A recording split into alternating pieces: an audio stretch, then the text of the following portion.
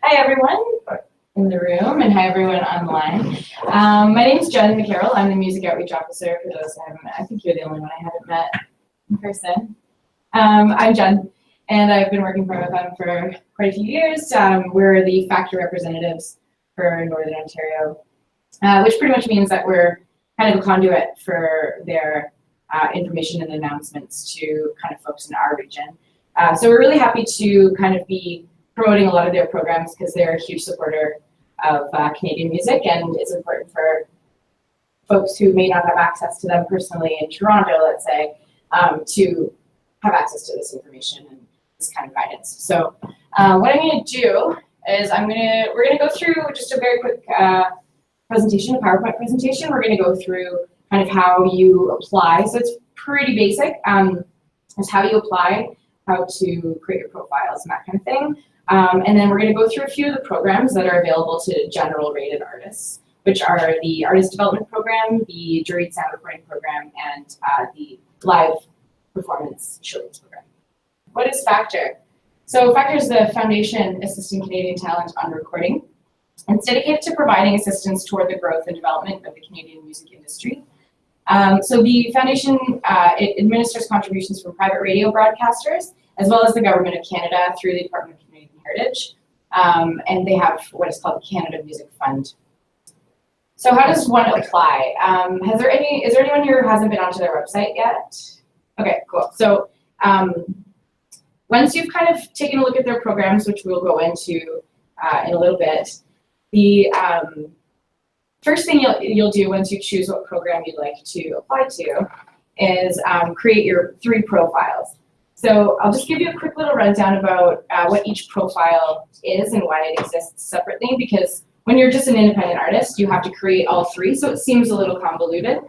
Your user profile is your unique profile on the system. So it's your login, that's what allows you to access their backend where you would apply. The applicant profile, so that is the person who is entering into a legal contract with Factor. So as the person who is getting the check kind of cut in their name, that could be a company, that could be a person. So that's why that differs a little bit from the artist profile, which is the artist and the name of the artist, whether it's the band or the stage name of the artist who is benefiting from that money. So I'll just give you a few examples. Your user profile could be, so an applicant profile, let's say, could be a record label. So they own the masters, therefore they would be, in some situations going after the money for the recording. Their user profile is a staff person at the label, and the artist profile is the artist that the label represents. So once you create all of those profiles, you essentially just put in all the information that it asks you for, and then you have to submit it for rating. So this all has to happen once you decide that you want to apply for a Factor grant. You have to be able to do all this stuff at least 5 days before you begin the application. So consider working backward from the deadline and thinking about how much time it might take you to complete it, because you want to make sure that you get your applicant or your profile ratings back in time to give yourself time to apply as well. So both your artist profile and your applicant profile require ratings. And essentially what the ratings are, it just dictates what programs you have access to. So I was kind of saying earlier, there are 3 programs that a general rated artist would have access to right off the hop, and those are the ones we'll be covering today. Over 90% of artists in Canada who apply are assigned a general rating. To get a 2 or a 3 rating, that information is online. There isn't a concrete kind of metric that says whether or not if you have this, you'll be a 2. If you have this, you'll be a 3. They do provide a bit of a snapshot over a bunch of different factors that could affect going up your rating. That includes kind of just your sales numbers. That includes if you've had any sync placements, so any placements of your music in film or television, your touring history, just your general revenue from all of your activities, your Spotify or your streaming numbers, stuff like that. So your socials, your social media numbers, all those things kind of come together to show a bit of a snapshot, but essentially the ratings are kind of assigned on a curve. So they look at everyone about once a year, everyone who's on the system, and they kind of determine that way. So it is relative to where the industry is at any given moment. So start getting into the specific program. So the Artist Development Program is still a pretty young program. So this, for those of you who are familiar with Factor, who are using this as a bit of a refresher, this used to be the demo program. So it's evolved a little bit, actually quite a bit, to allow for a lot more eligible activities. So Factor kind of looked at the activities that artists were undertaking. Artists were doing a lot more than just recording when they were first starting. They started seeing a lot more touring, a lot more kind of marketing activities that were required to get an artist to that next level.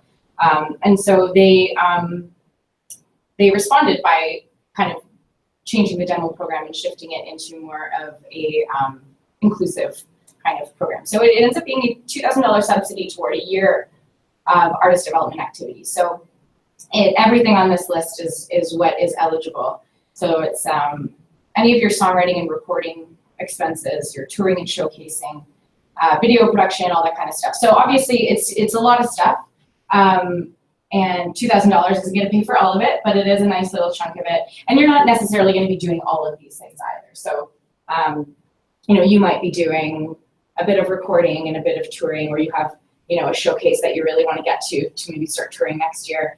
That kind of stuff. That's, you know, that's when it becomes really important for artists who really need that money to make a video or whatever it is. So it doesn't necessarily have to be for everything. That said, when you're applying to this, pretty much the application is all in your artist development plan. So this is a document that you download from their website and then fill out and reattach to your application. And this is essentially, I love this document. I actually recommend it to folks who aren't even applying, because it just really allows you to break down all of your activities for a full year and kind of see where everything's at, and you're able to budget properly for everything as well. So anything like that you're doing, it doesn't have to be extravagant. It just has to be realistic for the goals that you want to achieve. So moving on to the juried sound recording program. So this one is meant for one full-length sound recording. And they fund up to 75% of the production of an original full-length sound recording to a maximum of $10,000 if it's your first time applying and you're a general rated artist.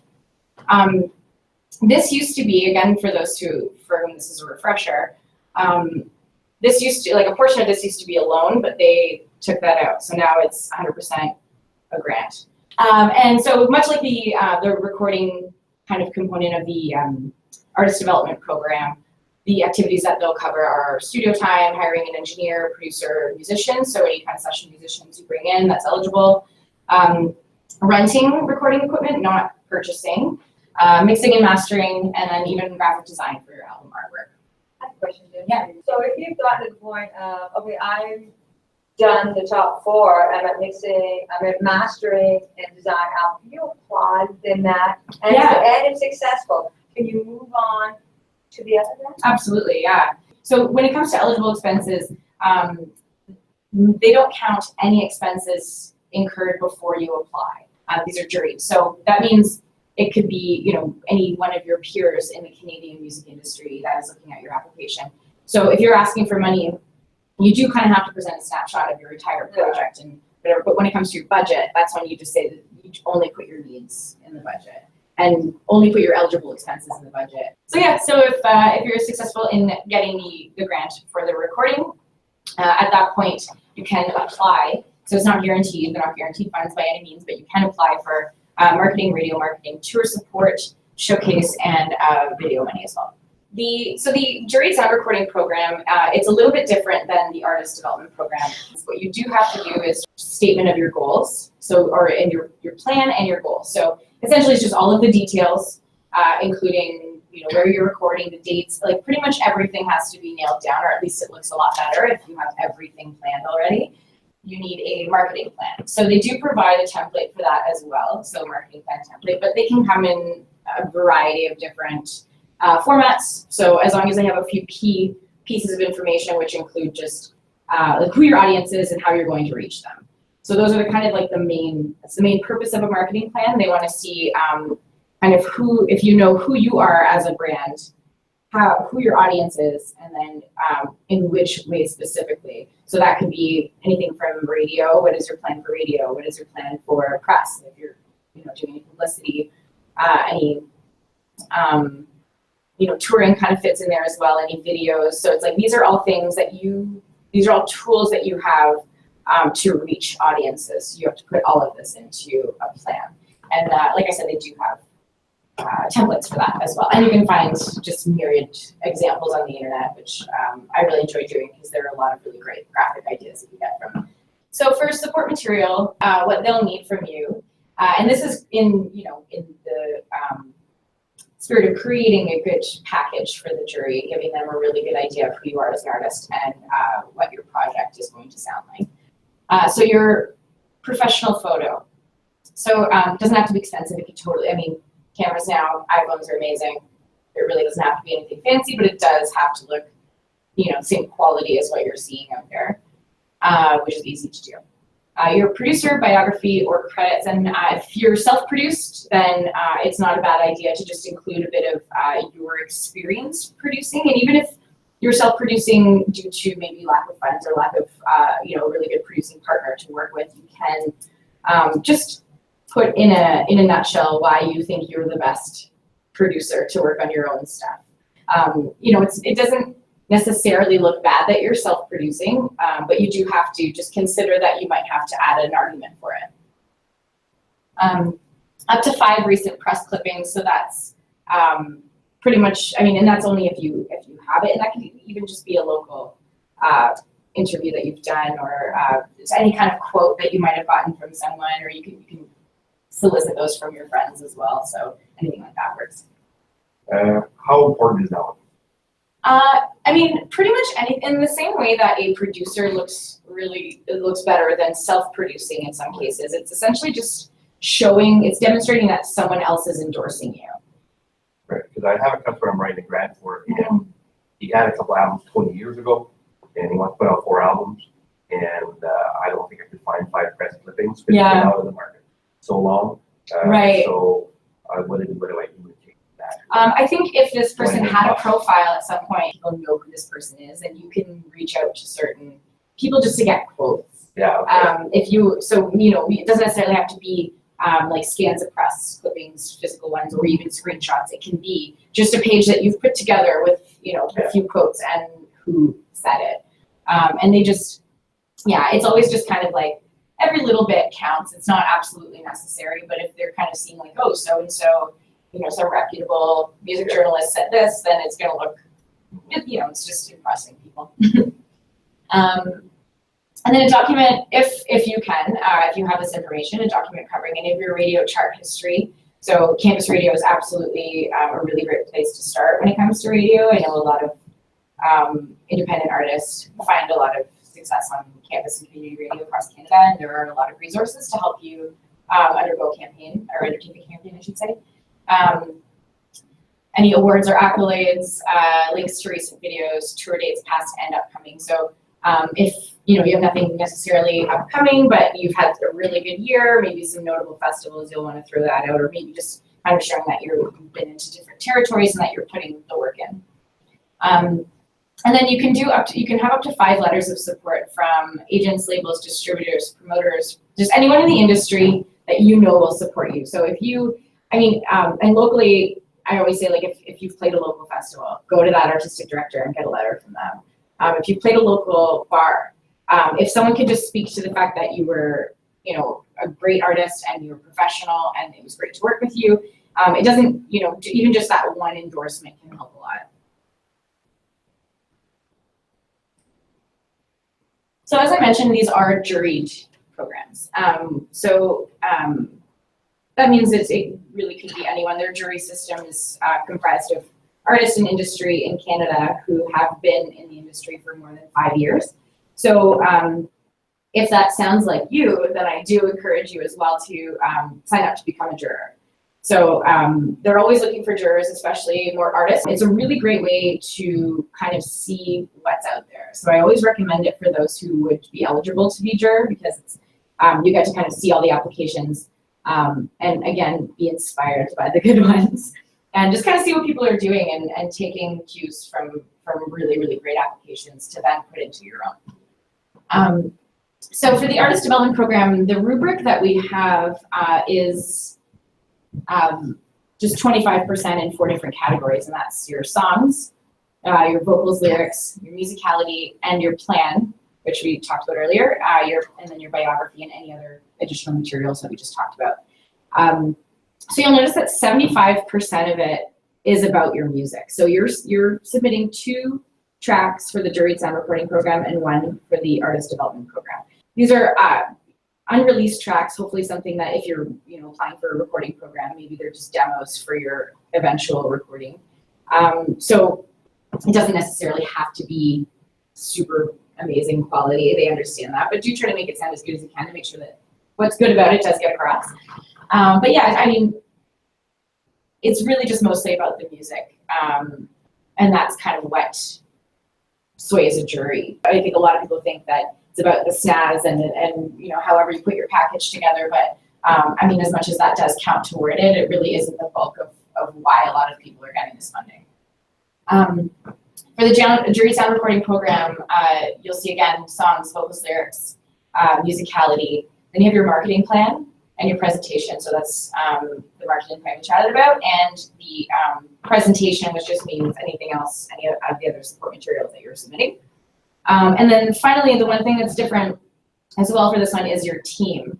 So 15% is allocated to whether or not they believe your team is going to have the capability to reach the goals that you've set out for yourself in your application. Your team, that could be your record label, your manager, your booking agent, or whatever people you have around, your publicist, your producer, anyone you have around you that can help you achieve your goals. Now, these aren't necessary. I mean, it's really daunting to look at, but again, sort of like the self-produced thing where if you are self-managed, you're self-published, you book yourself, you do all your own publicity and everything. Just really make the case for it in your marketing plan or any other way that you can. Just make the case for why you're the best person at this time to do it and what your capabilities are. And if you feel like maybe you're not showing enough, because if you're looking at your team, you're like, this looks really light, consider just anyone else who might be involved. It could be your photographer. Like if you have a photographer who's done a lot of other artists, then you know that you might be on that person's website, and like just any name that you can try to bring in. Just the more you can kind of be creative about how you present yourself, the better. So the live performance program. So I do make the distinction here that the showcase component is the only one that is accessible for me, for a general artist, general rated. And this funds up to 75% of the cost of showcasing in Canada and abroad to a maximum of $5,000 annually. So showcases, these include pretty much anything, any kind of performance that you've been invited to perform that has an industry focus. That's, there are tons of events throughout Canada and the world that are like this. And I'm sure you've heard, Canadian Music Week, Ember Montreal, Folk Music Ontario, things in the UK like Great Escape, Reeperbahn in Germany, things like that, where South by Southwest. So showcasing is not touring? No. Okay. No. This is set on a flat rate based on the number of eligible travelers, and we'll get to what an eligible traveler is in a second, but you can see here that its first eligible traveler is 800, each additional one is at 100, up to 8. And then you multiply it using these numbers here based on where it is that you're going. So obviously the further you're traveling, the more you'll get allocated. So to define showcase, so basically it has to be by invitation. You're invited to the... That's right. So most showcase opportunities are situations where you apply to be a part of it. Right. And then the organization themselves or the event, they're the ones who bring in the industry. So there are a lot of unofficial showcase events as well that aren't as overt about their industry slant. There is a great industry presence, and they do that deliberately, but it's not it's really for audiences in general. But they do have a list of eligible showcase events, so you can cross-reference that with what it is that you're doing. But if you really do believe that this should be on the list, you can reach out to them. Yeah.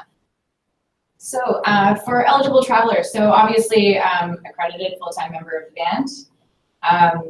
It could be a hired musician if you're bringing, some people that wouldn't normally play with you on the road. They do count toward those eligible travelers.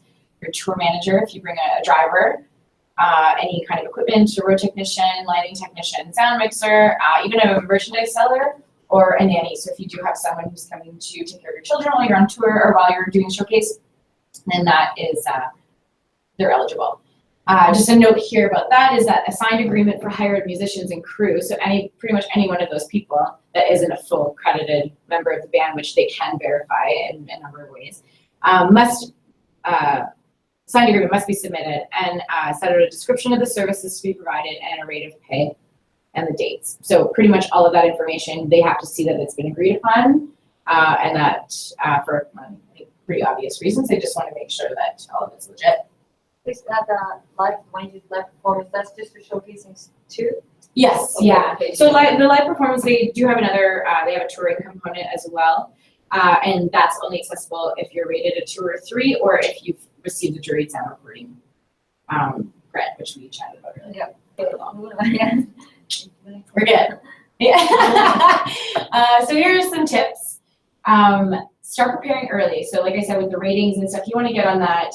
I would say, a month before the deadline, just to give yourself enough time to get your rating back and then get on there and start putting your stuff together. Especially if you're wanting to get letters of support from folks, consider that they're probably very busy and that you have to give them time. So maybe consider that as one of the first things you do as well. If you're relying on other people for any kind of material, really, or your photo or things like that, get that out of the way. And anything you can do yourself, that can happen throughout up until the deadline. So keep your materials professional and factual. So, I know a lot of artists want to kind of let their personalities shine through, and that's definitely not a bad thing. But you do want to keep things very professional because you want these people to take you seriously. And factual, because the internet exists and people can verify almost anything you put out there. So especially when it comes to either your socials or anything like that, you don't want to overstate and then they find out you're lying, because that obviously hurts your credibility. So be realistic. Just be very cognizant about what your capacity is to fulfill any of your goals, and to just be realistic with yourself. You don't want to burn yourself out either. Bio seems to me the most difficult thing to write. It is. Any hints on that? Writing your bio? Yeah. I usually say get someone else to write the bio. Yeah, no, that's me. They're hiring. Yeah. Oh well. Hire someone else to write it. No, but Like, yeah, they don't really want a tough. chronology of what you've done. Yeah. They do or they don't. Yeah. Well, sorry, it depends. It's different for every band. Yeah. If you really just kind of, like, I had a band, and if it really is relevant to where you are now, then you can start as far back as you need to. Right.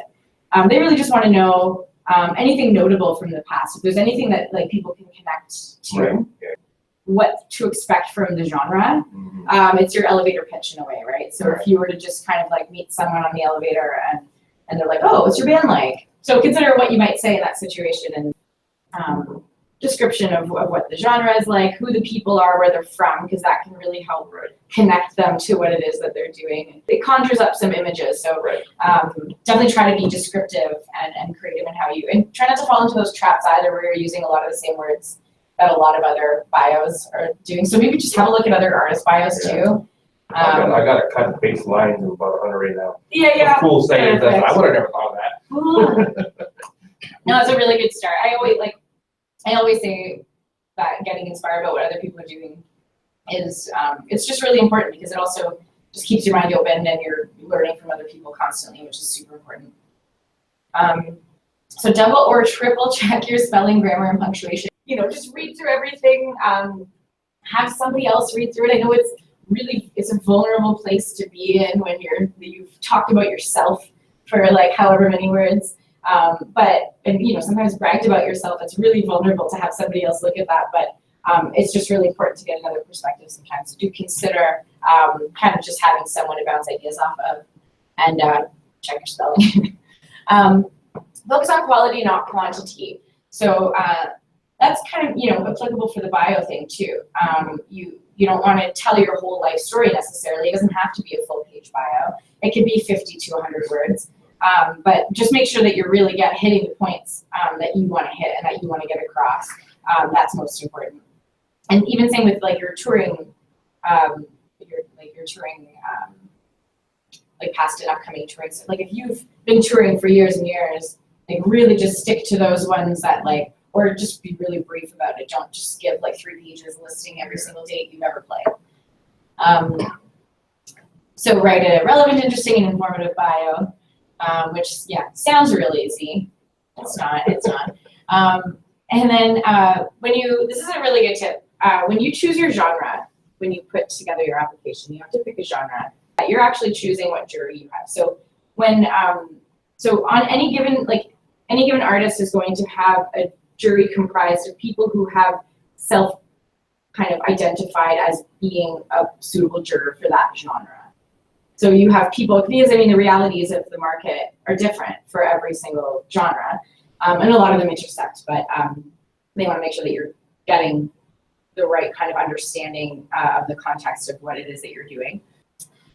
So plan out every detail of your project. So I mentioned that earlier, but all the W's and then that one H. So who, what, when, where, how, all your things have to be planned out if possible to the best of your abilities. And choose an appropriate assessment track. So we were talking about having to submit your track. So this is a really tough one too, and something I at times recommend to pass on to another party as well if you're like, okay, I don't know what song would best represent this or what song might appeal to the jury more. The only things I can say is that the jury is instructed to, at the very least, listen to the first verse and the first chorus of every song. So make sure that if you're like, oh, I'm going to put this song in because it's got a wicked bridge, don't do that. You want to get them in that first little bit because that's all they're mandated to listen to. All right, so you can check out Factor at their website, factor.ca, and you can check out our website at scionorth.ca. And if you have any questions, shoot me an email or we can put together a meeting and we can just kind of have conversations about this stuff. Any questions? Anything online? Yeah, I got a couple online. Okay. One is from Thomas in Perry Sound. He's just wondering, as a radio broadcaster, how you can use this information to help move forward. I would just say refer people to their music industry association. So that's kind of what MFM is. We're Northern Ontario's official music industry association. And as Factor reps, we are a really great resource for people. You can also go directly to Factor. I mean, if you, Thomas, if you know this exists and you have a bit of this information, there's nothing stopping you from helping artists in your area that you want to help support. You can write support letters in support of the artists that are applying and that you want to put your support behind. The other question was from, sorry if I pronounce this wrong, maybe Jamie Tanis from Sudbury. And she was just wondering if you have been a Factor panelist or Factor juror in the past, if you participated. Oh yeah, absolutely, yeah. So they're always looking for more jurors because that jury load is quite a bit. And while it's online now, so it does offer jurors a lot more kind of leeway in terms of when they can participate and in what kind of circumstances. So people who are traveling, as long as they have access to the internet, can still participate in a jury. Yeah, a lot of people get asked every round, and there are like 2 or 3 per program every year. So yeah, absolutely. And I encourage anyone who might know more people too to sign up. Any other questions? So it makes sense to go with the demo, the development first, then jury, or does it really matter? I guess it depends on where you're at and what it is that you're doing. I mean, if it's your absolute first recording, then I would say probably go for artist development. If you've built up a career for yourself and just haven't necessarily gone for the artist development money yet, I would and it is just a recording project, I would go for jury design recording. I think if you can put together a really good marketing plan, like if touring is part of your plan and maybe you've got some showcases in mind and that kind of stuff, like if you can show a really good plan, marketing plan and a decent team, and that could be anyone, that could be yourself if you're helping out, things like that, then that's, then I would say go for jury design recording. 'Cause I mean, the cool thing about arts development, I mean, it is limited because you can only apply for it twice. So you kind of want to hang on to that until you really need it. Use it for like a video when you're strapped and you're just like, you need that extra push to get you through to the end of your album cycle or something. Just back to recognize the online stations.